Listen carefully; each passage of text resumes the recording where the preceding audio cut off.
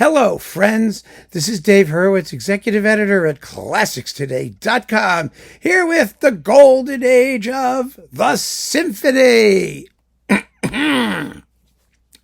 Volume 7, 1960 to 69. Yeah, we're getting up there. And there was some terrific stuff written in the 60s in a wild and crazy range of styles, mostly since we're getting closer to that was 80 years ago, but still closer to modern times, I guess. I don't know.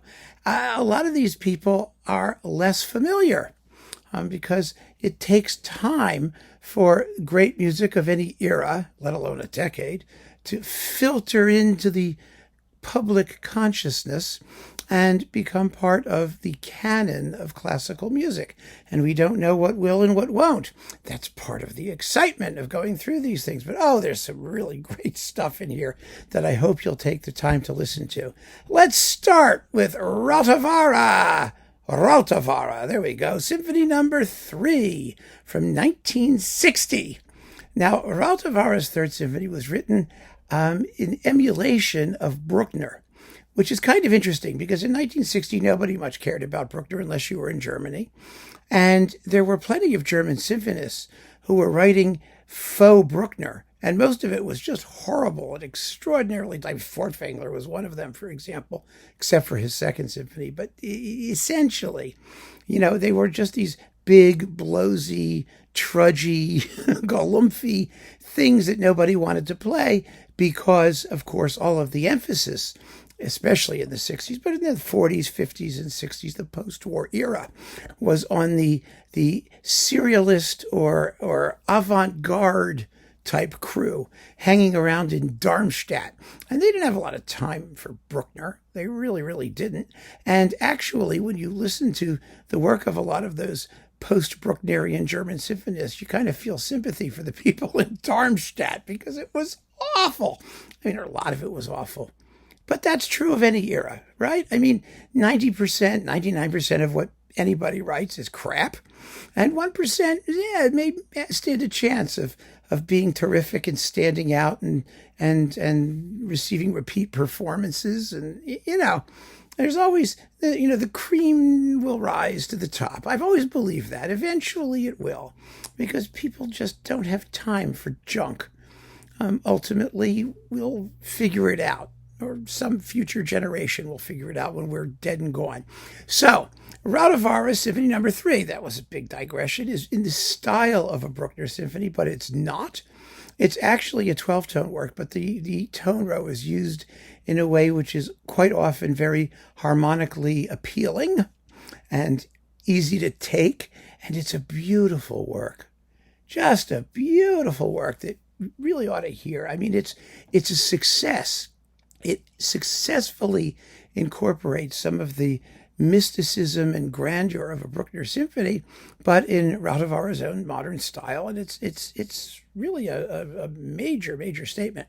So that's worth hearing. And next, Malcolm Arnold, Symphony No. 5 from 1961, the year of my birth. There we go. 61 was a good year, actually. The Fifth Symphony is a masterpiece. It's so much fun. It's brilliantly scored. It's got great tunes. It's extraordinary. And if you don't know it, you will be encountering a truly original symphonic voice who's immediately appealing, but emotionally very, very disturbing in spots. It's really, really cool. His handling of the orchestra is marvelous with, lots of winds and brass and percussion. He was a trumpeter. He's not a string person.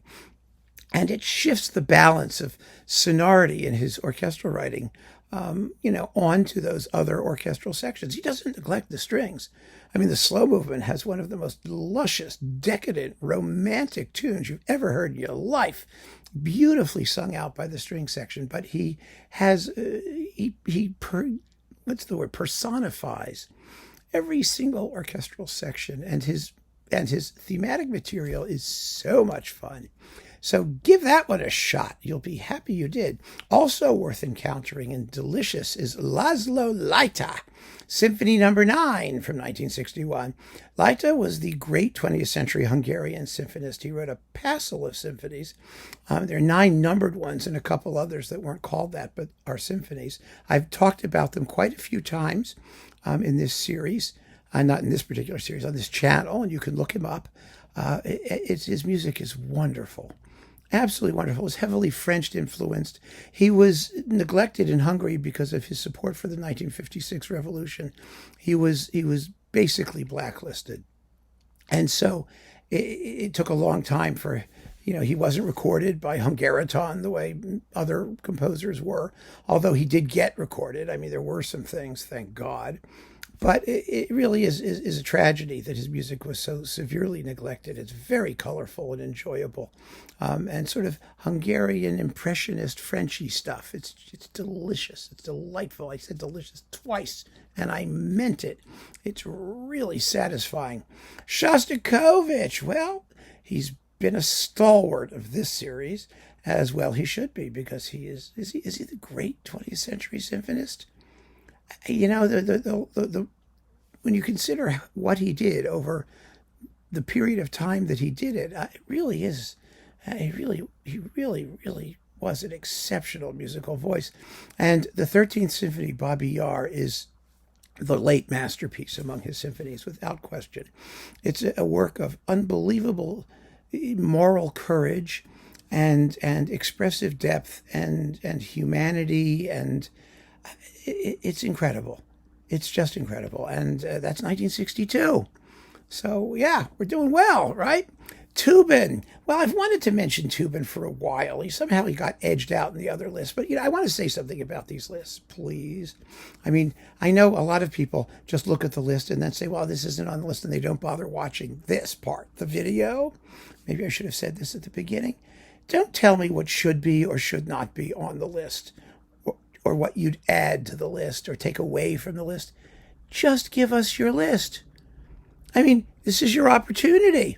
I want to see as many pieces as possible on this list that you think are important or great works that deserve to be included in the golden age of the symphony in the 1960s. So just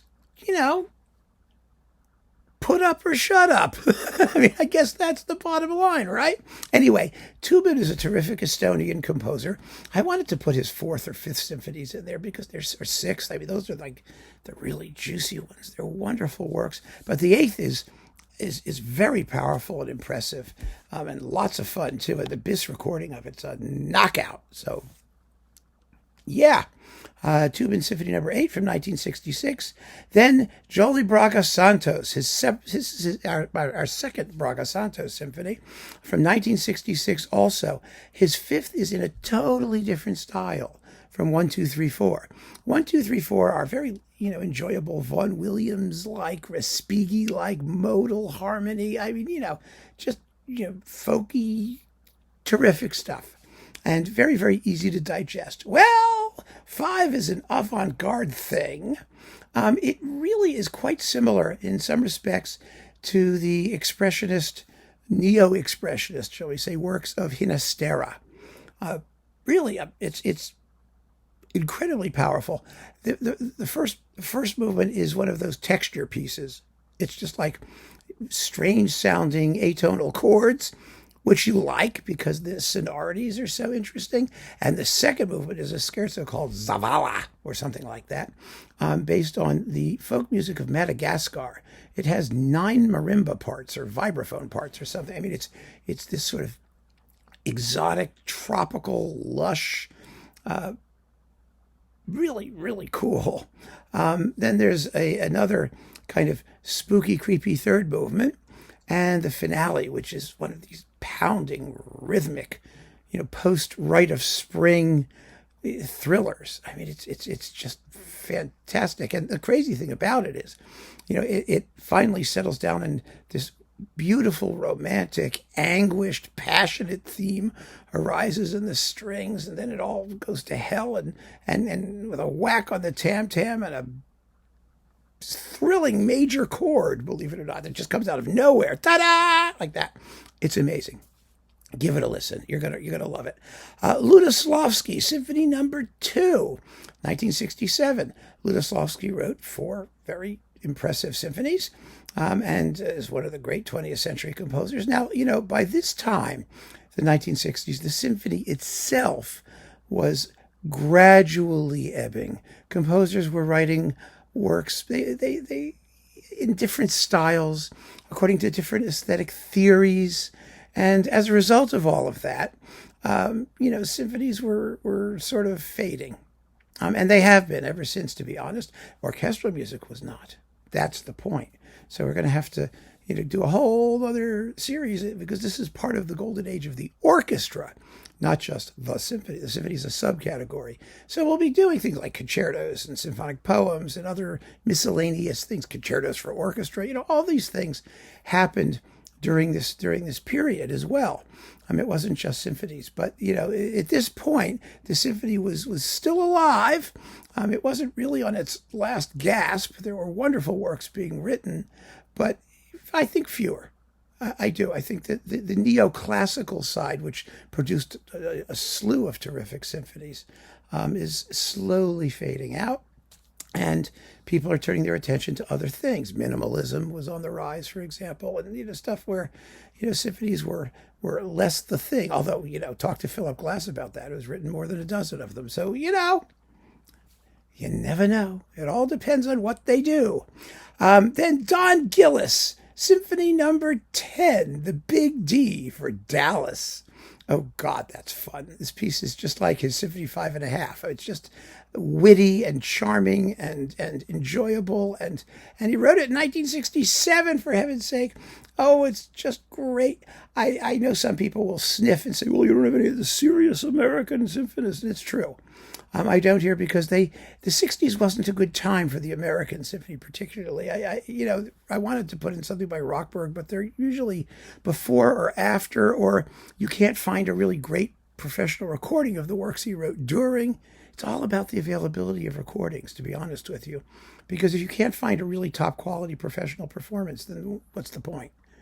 You can sometimes see something on YouTube, but I want good stuff. So there's a wonderful recording of all the Don Gillis symphonies.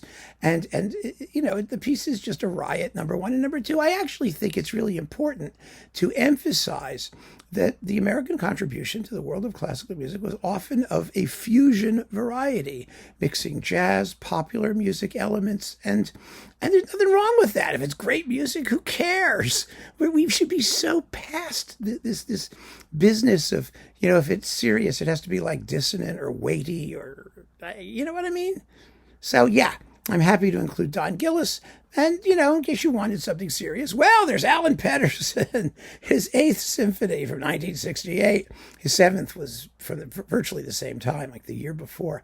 Oh, wow. This is music to listen to if you're feeling suicidal and, you want to actually change your mind, because you can, you listen to this symphony and it could always be worse. That's all I can tell you. It's a great work. It's gut-wrenching.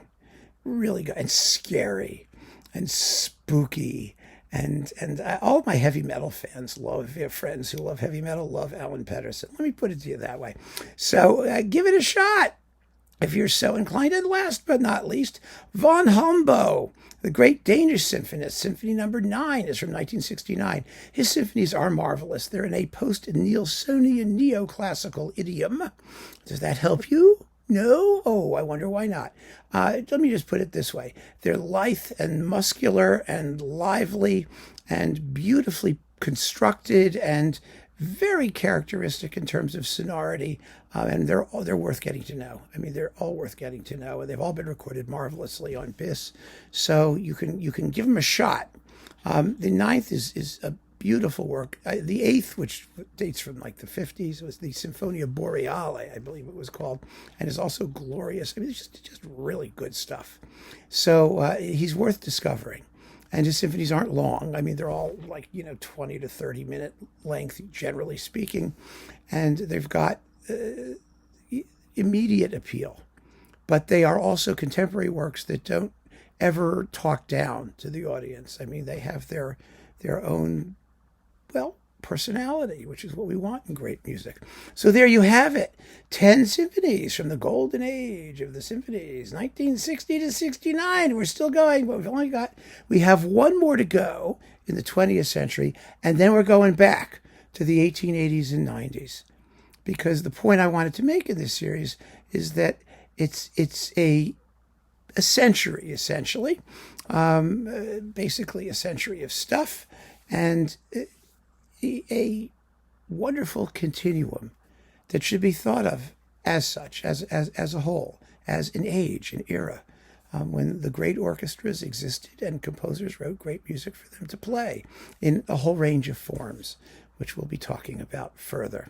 So keep on listening, friends. Thanks for joining me. Take care.